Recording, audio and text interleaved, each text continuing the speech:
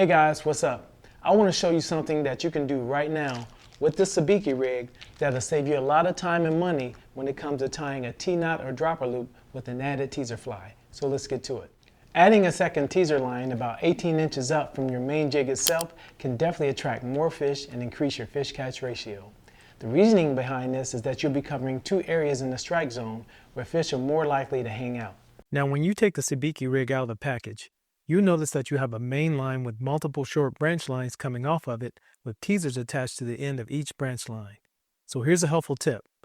Right at the base where the branch line connects to the main line, take a pair of scissors and cut each one off, then discard the main line itself.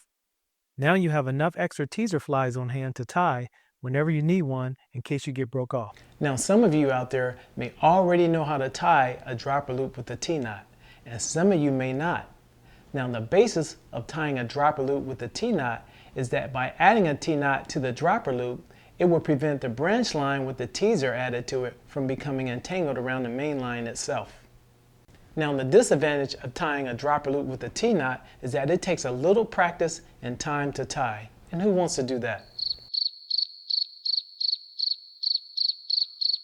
I live by the motto, work smarter, not harder. How many of you have ever heard of that? Of course we all have. So now I'm going to show you a simplified version of this same setup that you can tie in seconds without all the extra steps in between. So let's get to it. Now materials you're going to need for this setup are one pack of sabiki rig of your choice, a pair of scissors, some fluorocarbon leader, a 3-way swivel, and 2 teaser flies and 1 dock scoofy jig. So what I'm going to do first is I'm going to show you guys the unsimplified version of this setup, followed by the simplified version so you guys can compare and contrast the two.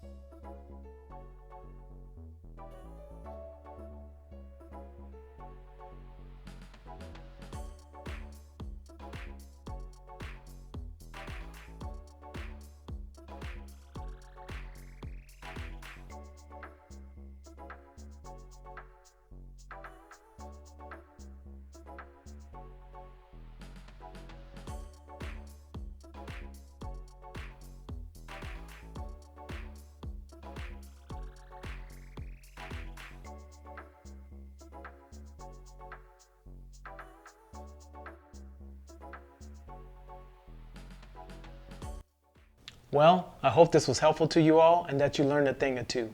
If you liked this video and found it very helpful, much love is appreciated if you hit that like button. Be sure to hit that subscribe button if you haven't already, and click that bell to be notified so that you don't miss any new videos. That's all I have for now. Thanks for watching. You guys have a great week, and I will see you in the next one. Peace.